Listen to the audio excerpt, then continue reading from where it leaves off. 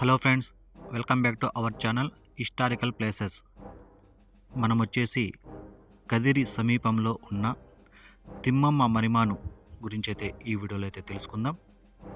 ఈ మరిమానికి తిమ్మమ్మ మరిమాను అనే పేరు ఎలా వచ్చింది, అసలు ఈ తిమ్మమ్మ ఎవరు అనేది ఈ వీడియోలో అయితే తెలుసుకుందాం. ముందుగా ఈ తిమ్మమ్మ మరిమాను కదిరి నుంచి 27 కిలోమీటర్ల దూరంలో అయితే ఉంటుంది. అలాగే మదనపల్లి నుంచి 80 కిలోమీటర్లు, కడప నుంచి 113 కిలోమీటర్ల దూరంలో అయితే ఈ తిమ్మమ్మ మరిమాను అనేది ఉంటుంది. సత్యసాయి జిల్లా గూటిబైలు గ్రామంలో ఉన్న ఈ తిమ్మమ్మ మహావృక్షం 666 సంవత్సరాల క్రితం మొదలైన మహావృక్షం. ఇప్పుడు అది సుమారు 9 ఎకరాలు విస్తరించి ఉంది. వేరువేరు వృక్షాలుగా కనపడే ఈ మహావృక్షం మొత్తం ఒక చెట్టు నుంచే వచ్చినవి ఇవన్నీ. ఈ మహావృక్షం 1989లో గిన్నిస్ బుక్లో స్థానం సంపాదించింది. ప్రపంచంలోనే ఇంత పెద్ద వృక్షం ఎక్కడా లేదు. ఒక మన ఆంధ్రప్రదేశ్లో సత్యసాయి జిల్లాలో అయితే ఉంది. 13వ శతాబ్దంలో బుక్కపట్నంకు చెందిన వెంకటప్ప మంగమాంబ కుమార్తె అయిన తిమ్మమాంబని గూటిబైలుకి చెందిన బాలవీరయ్యకి ఇచ్చి పెళ్లి చేశారు. వాళ్ళకి 2 పిల్లలు. ఇద్దరు పిల్లలు కూడా చనిపోయారు. కొన్ని సంవత్సరాల తర్వాత, ఒక 3-4 సంవత్సరాల తర్వాత తిమ్మమ్మ గారి భర్తకి బాలవీరయ్యకి కుష్ఠవ్యాధి అయితే వస్తుంది. ఆ కుష్ఠవ్యాధి అనేది అతి భయంకరమైన వ్యాధి కాబట్టి ఆ ఊరిలో అయితే వాళ్ళని ఊరి బయట ఉండమని చెప్తారు. ఆ ఊరిలో ఉంటే ప్రతి ఒక్కరికి ఆ కుష్ఠవ్యాధి వ్యాపిస్తుంది, అందుకు మీరు బయటికి వెళ్ళిపోండి అని చెప్పేసరికి ఈ తిమ్మమాంబ అలాగే బాలవీరయ్యని తీసుకొని ఊరి బయటకు వెళ్ళిపోయి ఒక ఇంటిలో అయితే ఉంటుంది.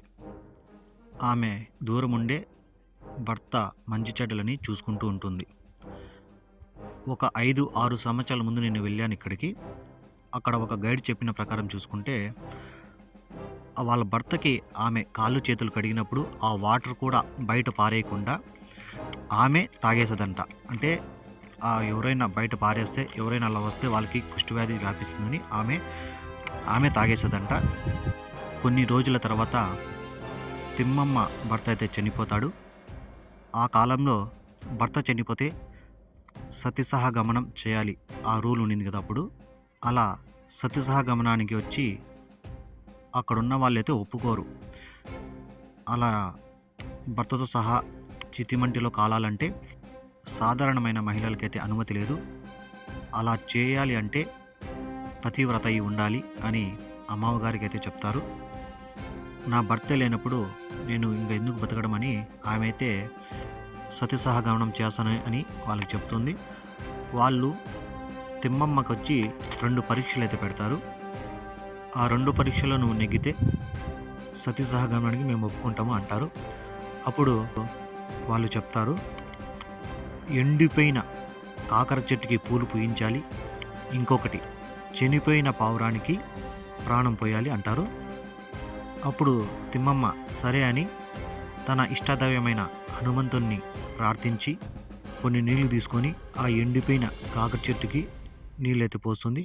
ఆ నీళ్లు పోస్తూనే కాకర చెట్టు పచ్చగా మారి పూలైతే పూస్తాయి. తర్వాత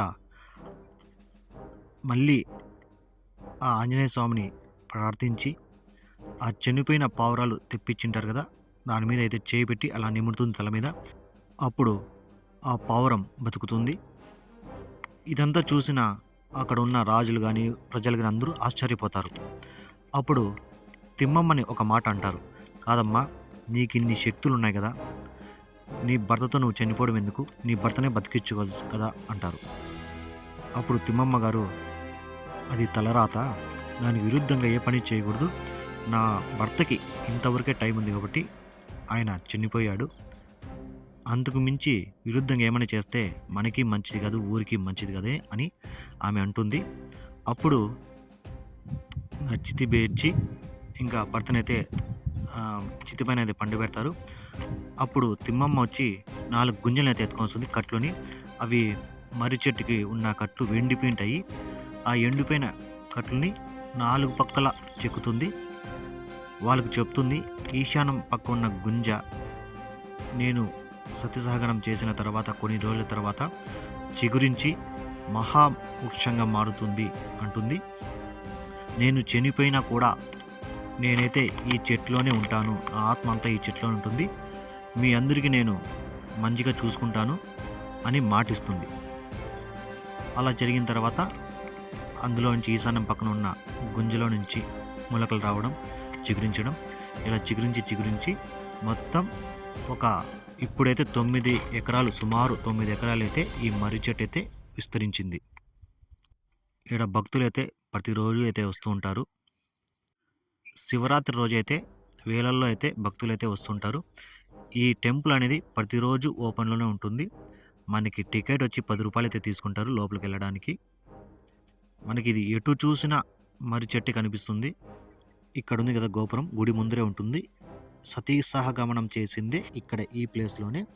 ఇక్కడ ఈశాన్య దిక్కున ఆమె గుంజ అయితే నాటింది కదా, అక్కడి నుంచి చెట్టు స్టార్ట్ అయింది అంటారు. కానీ ఇప్పుడు కూడా ఆ మొదలైతే ఎవరు కనిపెట్టలేదు.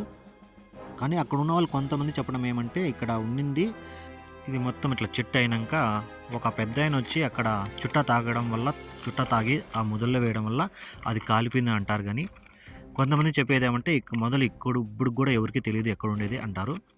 ఆ ఊడలే కిందికి భూమిలోకి వెళ్ళి మళ్ళీ ఒక చెట్టుగా వ్యాపిస్తున్నాయి. ఇక్కడ సాయంత్రం అయితే ఒక పక్షి కూడా చెట్టు మీద అయితే ఉండదు. సాయంత్రం అయితే వేరే ప్లేస్కి అయితే వెళ్ళిపోతాయి. ఇందులో ఉన్న పండ్లని అవి తింటాయి, కానీ ఇక్కడైతే గలీజ్ అయితే చేయవు. ఈ రెట్టలు వేయడం కానీ ఇవేంటివి చేయవు. ఇక్కడ మనము భక్తులు వచ్చేవాళ్ళు కూడా ఇక్కడ ఉన్న ఆకులు కానీ మొక్కలు కానీ ఎవరు ఇంటికి కూడా ఎత్తుకొని పోరు. ఒకవేళ తుంచిని కూడా తుంచరు. అప్పుడప్పుడు ఈ చెట్లని ఆపకుంటాయి కదా, ఆ చెట్లని అయితే క్లీన్ చేస్తారంట. కింద ఆకులు పడి ఉంటాయి కదా, అవి ఎండిపోయి ఉంటాయి కదా, అవన్నీ క్లీన్ చేసి ఒక తాను వేసి అవి కాల్చేస్తారు. అలా క్లీన్ చేసినప్పుడు కూడా చాలామంది అయితే క్లీన్ చేస్తారు కదా, అప్పుడు కూడా ఏ ఒక్కరికి కూడా ఈ పాము కానీ తేలు కానీ ఏ హాని చేయలేదు. చాలా ఏళ్ళ నుంచి, చాలా సంవత్సరాల నుంచి అయితే ఇలా క్లీన్ చేస్తున్నారు. కానీ ఏ ఒక్కరికి కూడా ఇక్కడ వచ్చే భక్తులకు కానీ అక్కడ ఉన్న పని వాళ్ళకి కానీ ఏ ఒక్కరికి హాని అయితే జరగదు. సాక్షాత్తు అమ్మవారే ఈ చెట్లోనే ఉందని చాలామంది భక్తులు అయితే నమ్ముతారు. ఇక్కడ సంతానం లేని వాళ్ళు కూడా వచ్చి అమ్మని వేడుకుంటే సంతానం కలుగుతుందని ఇక్కడ భక్తుల నమ్మకం. సాక్షాత్తు అమ్మవారే ఈ చెట్లో ఉంది కాబట్టి ఈ చెట్టుని తిమ్మమ్మ మరిమాను అని అంటారు. చాలామంది టూరిస్టులు అయితే వస్తూ ఉంటారు. జనవరి 1కి శివరాత్రికి అయితే ఇక్కడ జనాలు అయితే చాలామంది అయితే ఉంటారు. శివరాత్రికి అయితే జాతర కూడా జరుగుతుంది ఇక్కడ. ఆ టెంపుల్ ముందరే కొంచెం ముందరికి వెళ్తే అక్కడ ఈ పక్షులు అయితే ఉన్నాయి. నెమళ్ళు కానీ, ఆ జింకలు, పావురాలు, కుందేళ్ళు, ఇవన్నీ అయితే అక్కడ ఎవరైనా రావడానికి టూరిస్టులు వస్తూ ఉంటారు కదా, చూసేకైతే ఇవి ఇక్కడైతే పెట్టారు. ఇది మొత్తం ఇక్కడ చూసుకునే వాళ్ళు మొత్తం ఇక్కడైతే ఉంటారు. చూసారు కదా, చిన్న చిన్న జింకలు ఇవి చూసే భలే ఉంటాయి. ఇక్కడ నెమలి ఉన్నాయి, ఒక 3-4 నెమళ్ళు అయితే ఉన్నాయి. కింద వచ్చి కుందేలు ఉన్నాయి, ఇంకో రౌండ్లో కూడా కుందేలు అయితే ఉన్నాయి. ఇక్కడ ఇంకా చిన్నపిల్లలు ఆడుకోవడానికి కూడా పార్కు లాగా ఉంది. మొత్తం ఉయ్యాలు లేగేటివి ఇవన్నీ మొత్తం అయితే ఉంటాయి. బయట అయితే షాప్స్ ఉంటాయి, అంటే ఎక్కువ ఉండవు షాప్స్, ఏమన్నా తీసుకోవడానికి ఏదో 1-2 అయితే ఉంటాయి. శివరాత్రికి అయితే షాపులు అయితే చాలా ఉంటాయి. చూసారు కదా ఫ్రెండ్స్, ఈ వీడియో కానీ మీకు నచ్చితే ఒక లైక్ చేయండి, అలాగే నా ఛానల్ని షేర్ చేయండి. మీరు సపోర్ట్ ఇస్తే నేను ఇంకా ఇలాంటివి చాలా హిస్టారికల్ ప్లేసెస్ అయితే నేను చూపిస్తాను. ఏమైనా చిన్న తప్పులు ఉంటే క్షమించండి. ఇంకా నాకు తెలియని విషయాలు మీకు తెలిసింటే కామెంట్ సెక్షన్లో కామెంట్ చేయండి. ప్లీజ్ తప్పకుండా సబ్స్క్రైబ్ చేసుకోండి. Thank you.